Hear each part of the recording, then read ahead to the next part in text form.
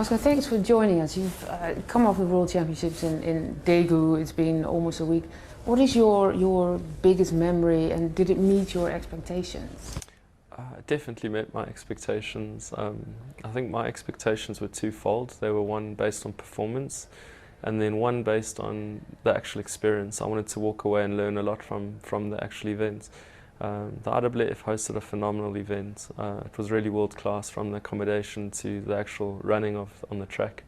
And we were able to run a national record in the 4x4 relay, which I was a part of, which made me extremely happy. I didn't expect that. So I wanted to run consistently close to my personal best time in the individual 400, and I ran my second quickest time ever in the heat.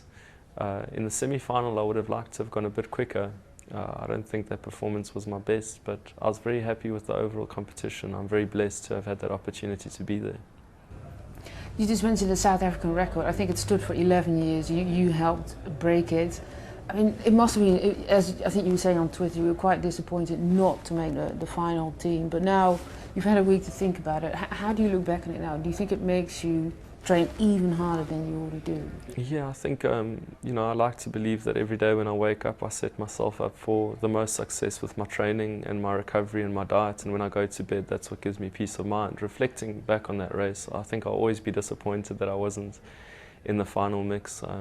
According to my times, I really deserve to have been there, I think. But I'm very happy with the performance of the South African team. They're all phenomenal athletes. They really deserve to have had that opportunity. And each race is different. A semi-final is a separate race to a final, and they managed to get a silver in the final. If I was part of that in an earlier round, that makes me very happy. And watching them run down that final leg with Alger van Zyl made me really happy. I was watching him, I was shouting for them. They had a phenomenal performance on the night, and I really respect them as athletes and as people. They really had a great race. How much faster do you think you can go between now and London 2012? Yeah, I think at the moment, I've always been very critical of my races. If I look back at some of my performances, when I've run personal bests, I've always been like, okay, that was a great race, but this and this and this. If I look back at this 45:07 that I ran, everything went well. I believe I can maybe run a little bit quicker, but the increments I don't believe are going to be much faster than that. For me, one of the most important things is that consistency, is being able to run a low to mid 45 every week when I'm in Europe. And that's a performance that I'd really be happy with.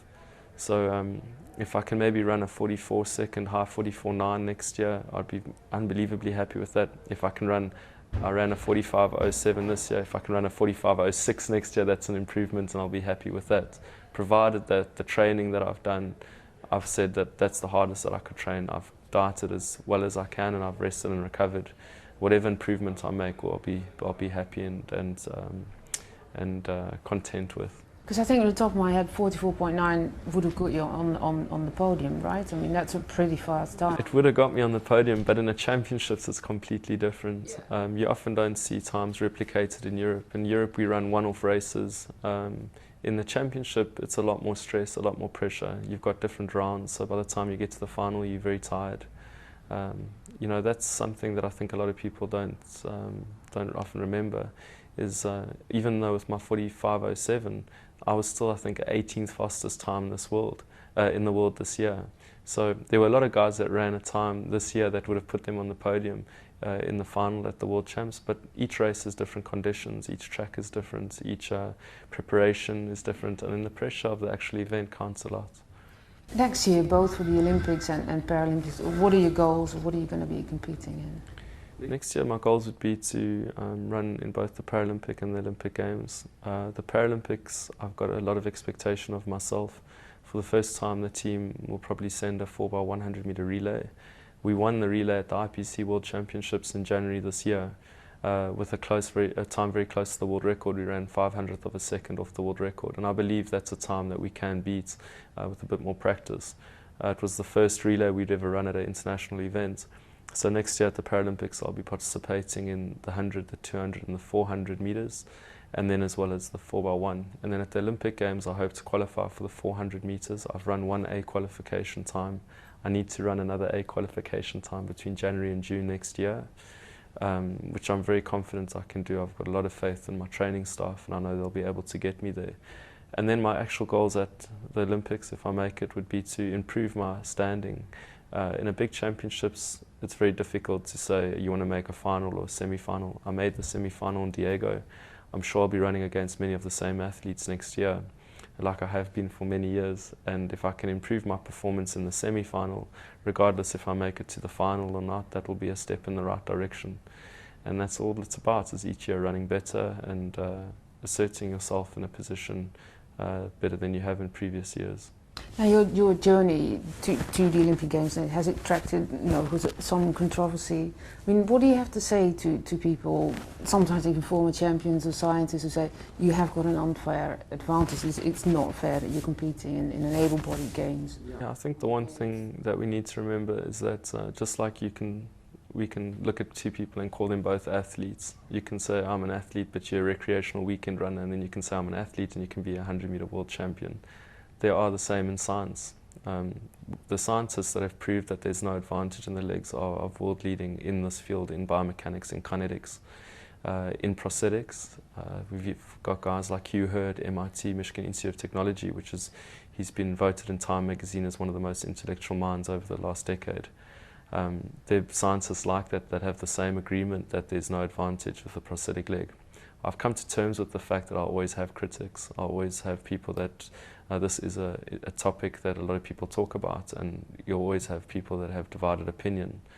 And I think that's something that I need to remember sometimes, that I'm not too hard on myself. There's maybe 95% of people that are positive about me running, and there will always be that percentage of people that are not positive. For my own peace of mind, I believe in the purity of sport. I believe in being just and fair. The prosthetic legs that I've used, I've proved that I don't have an advantage on, and nothing's changed with my prosthetic legs in the last 7 years. Any performance increases I've made have been from training, have been from the dedication that I show, have been from the knowledge of my coach and my trainers that they've shared on to me. And I think that's important to remember.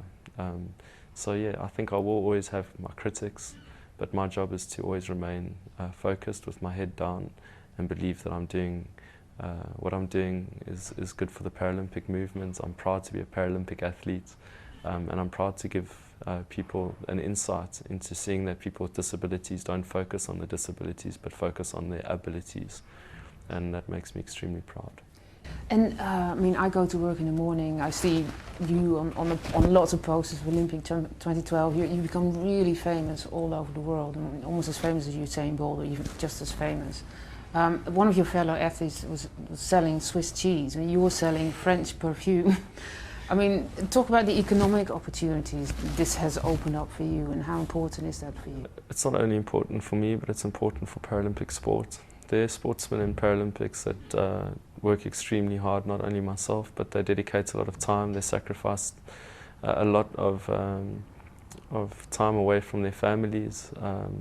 They're very dedicated to what they do, and I think if I look at the differences between when I started competing in Paralympic sports in Athens in 2004 to the change in perceptions in 2008 and leading up to next year, Paralympic sport has definitely moved onto that point where corporate sponsors are getting involved in supporting athletes and supporting federations and unions, and I think that's very important. Nobody does a sport to make a fortune out of it, and if they do, they're in it for the wrong reasons. But you do need support to be able to participate at the highest level possible, and that's definitely something that's happening in Paralympic sport more and more. I think there's some countries that are more ahead than other countries, but if you look at the amount of world records that are being set in Paralympic sport, it's absolutely phenomenal, and that's coming from the training. And when you look at any performance of any athletes, performances can only come when the athlete's got peace of mind and when they focus completely on what they're doing. And that's where corporate sponsorship definitely does come in and play a big role. I think although people often get approached by sponsors, you also have to realize that it's not a one-way street. You're not getting it just to get something out, but you have to give something back. And often if you feel like you can't have a synergy between a sponsor or a corporate identity and yourself, then it might not be a good idea to go down that road. You also have to hope that they have the best interest in your sport and in branding you in the type of person that you see yourself. So that's always something that's important to consider, and there are, you know, good managers out there for Paralympic athletes that have the best interest of their clients at hand, but also have the best interest in whatever corporate sponsorship may come their way to give that corporate sponsorship, that corporate identity, the best exposure that they're getting from their investments, and I think that's very important. Oscar, thank you very much. Thank you, ma'am. I appreciate it.